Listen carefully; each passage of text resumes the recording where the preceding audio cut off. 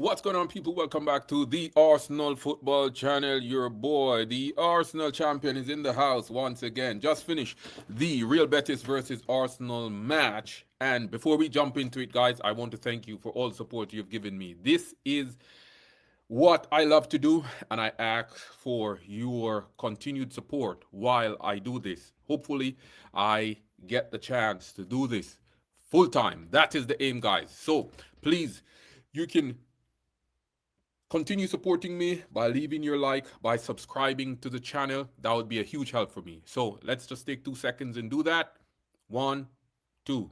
Love to you for this support. Okay, let's get into it. This is the thing that I love to talk about, people. When Arsenal play, not about the transfers, even though I will talk about that later on. Not in this video. This is not the video for it. Arsenal versus Real Betis, or Real Betis versus Arsenal, since we were the home team. Let's look. Let's get a couple things straight. This 3-1 result to Betis, of course, does not mean much. Sorry, in the context of the season. Let's just get that out there. The second thing that I want to get out there is saying congratulations to Real Betis. They thoroughly deserved that victory, right? And the third thing that I want to point out, if we're putting some context to that, this is our third preseason game. This is Real Betis' sixth preseason game. So they are further along the road in their preparations than us. Having said that, we have to use this period, which is exactly what I know Mikel is going to do, to point out things that need fixing, right? To point out flaws that we have that we need to eliminate before the season starts, to see where we are short and where we need to improve upon. We're talking about the defending champions here, and we have to act as such. And that is what I am going to touch on in this video. Okay? So, before I even get into my overview, let's see what the gaffer had to say, right? Let me just add this to the screen here, and let's hear what he has to say. Share.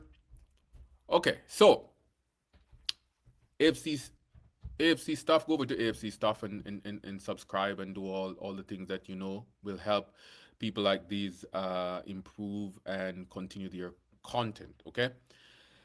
And I quote, Mikel Arteta said, "We're going to go and attack every trophy. That's the ambition." He goes on to say, "All the work that I've done in the summer is to understand what we need to do to win again and create a dynasty at this football club. That's the aim." Okay? Great. As I have always said, I understand this manager. I love this manager. I think I understand where his head is at in terms of Arsenal Football Club. It is to become the best club in the world. I continue to say that because I know this is where his head is at in all of his actions, right? In every recruiting that we try and get, it's to try and improve us again and again until we get to the top. Now, having said that, I'm going to take a step back. Last season, I told a friend of mine, I said, Mikel Arteta can zero football this season, right? What did I mean by that? I meant that Mikel Arteta could have done exactly what he aims to do in this statement last season. He could have zeroed football. He could have won every single trophy on offer. We won the Premier League. We went to the finals of the Champions League. We took it all the way to penalties. When it comes to penalties, it is a give or take. And there's a reason why I'm doing this. In the FA Cup, we went to, was that the quarterfinals? But we went deep in the competition. In the EFL Cup, we went to the finals and we lost. Now, I'm going to separate those two cups, the EFL Cup and the FA Cup. And there is a single variable that is similar in those two instances and why we lost that. And I'm going to call a particular name here because this is what the preseasons are for. Kepa Arrizabalaga is not an Arsenal player. I promise you to always be as honest as possible with my analysis of four matches, right, and give my honest opinion. And this is not to drag Kepa Arrizabalaga. He is an Arsenal player so much that he's on our payroll. Yes, he is registered as an Arsenal player, but I mean the standards that we have as an Arsenal football club and where we're looking to go, i.e., referencing Mikel Arteta's statement, Kepa is not at the standard. And he is the variable, right, that was a big contributor to us losing the EFL Cup last season and to us dropping out of the FA Cup. We can track back to errors that he made, critical errors at very important points in those games that caused us to lose the game.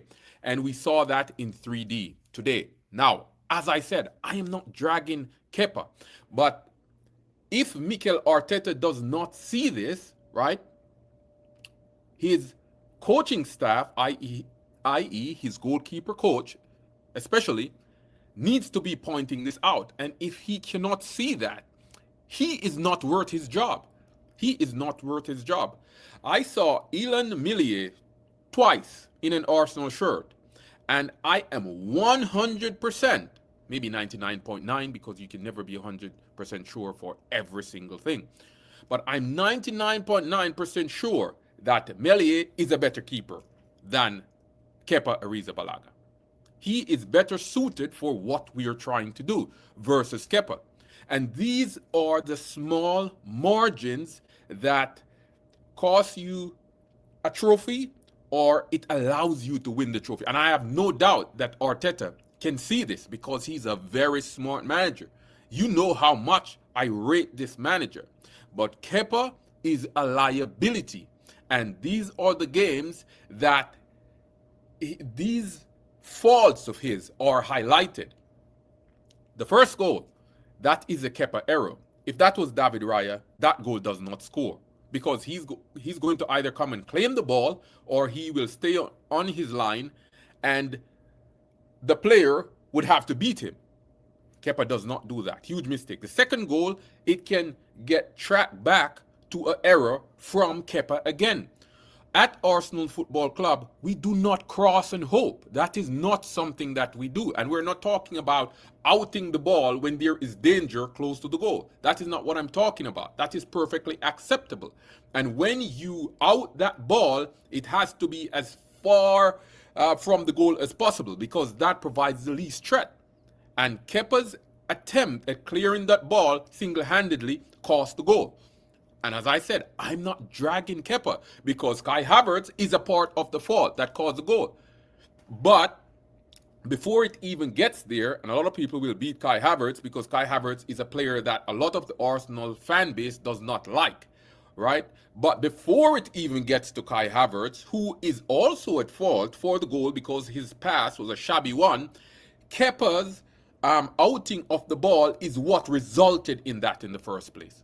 So that is something I don't think that at this point we have gathered enough evidence to say that Kepa should not be in an Arsenal shirt if we're looking to win a cup, a game, because he's going to cost us. Bring him on after we are 3-0 up, after we are 4-0 up, if we want to play. We cannot go with sentiments, and I think that was a part of why we dropped out of those two competitions last year. So I just want to call that out.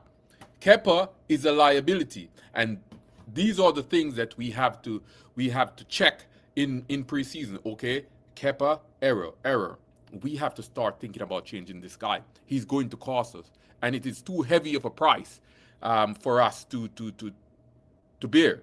You know what I mean? So he is a big weak link, and we saw that coming across in that game. Having said that, very nice goals from Real Betis. Set piece cost us again. Maybe in the Premier League that doesn't score because we know that we are good at set piece, both attacking them and defending them, right? I'm not going to be too hard on the defense because our normal defense was not there, right?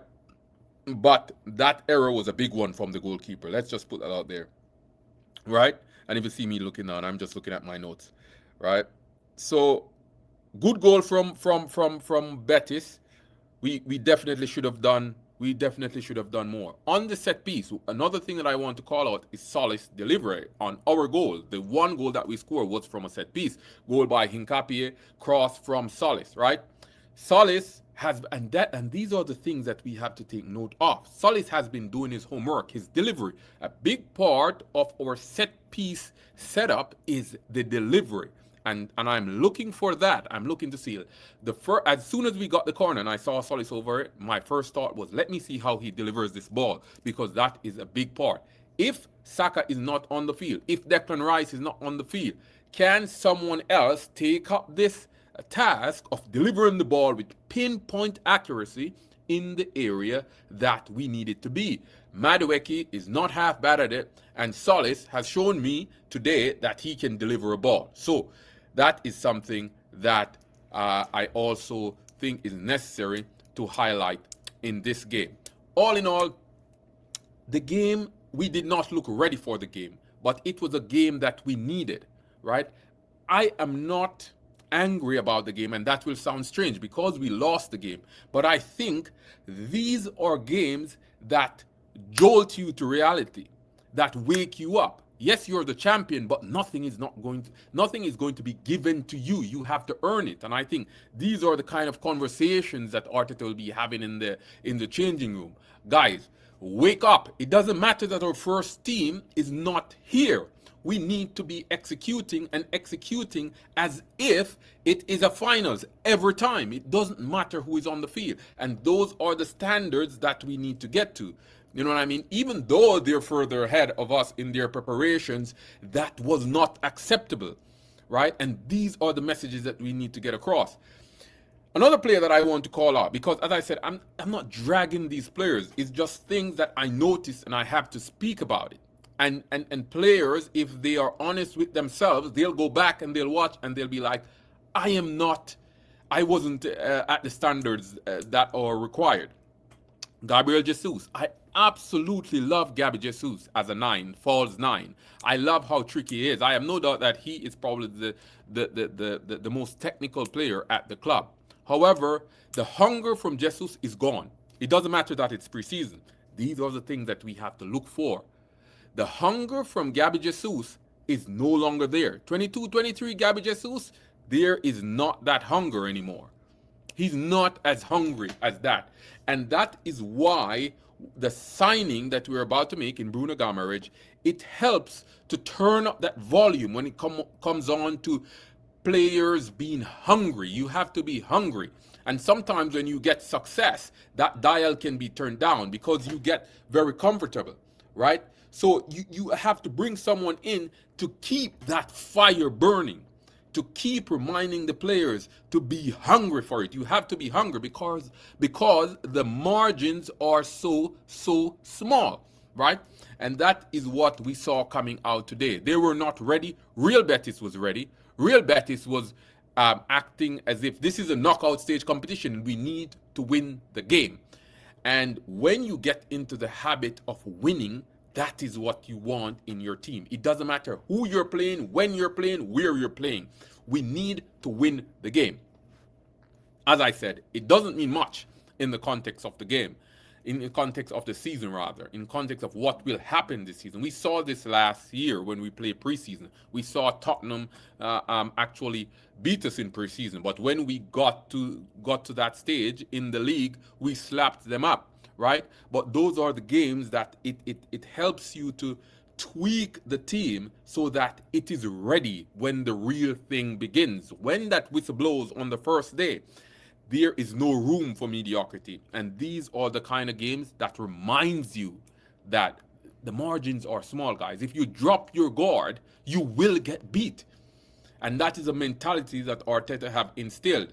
And even though this is not our core team, a lot of our core players were not there, but we still need to keep the standards high. We still need to be at a level that is acceptable. We still need to work hard. It doesn't matter who is out there. Once that cannon is on your chest, you need to work. You need to leave everything out there, right? And we did not see that today. So well done to Betis. Thoroughly deserved victory. Some of our players, they need to go back and they need to look at themselves. They need to wake up, right? and our staff as well, they need to be analyzing this very closely and weeding out players that needs to be gone, right? And I don't mean treating them very badly, because that is something that I don't like to see in clubs, when players go to train with the under 21s and all of those things. But they need to make some decisions in terms of the first team and who we should never see again in the first team, because it does not contribute to the end goal, which is win, win, win, win, win, win. Right? We are going for big things here. We cannot afford to have any passengers. Right? So, all in all, 3-1. Betis won the game. Most of the players did not turn up. I still saw Miles Lewis Kelly doing his thing. I still love how he's playing, right? I still love what I saw from Calafiori. Calafiori is an absolute menace. If this guy is fit, he gives problem, and we see the reason why that is. He does not stay in that position. He just roams all over the pitch, but he does it very, very well, right? So I think those are a couple of players that can say, you know what, I tried, and that is what we want to see at every turn. You know what I mean? But let me know what you thought about the game. Let me know what players you thought stood out. Let me know what you think about my thoughts. I would love to hear your comments and feedback. Remember to subscribe to the channel if you have not subscribed as yet. Remember to give the video a like. And I will speak to you next time. See you again soon. Peace.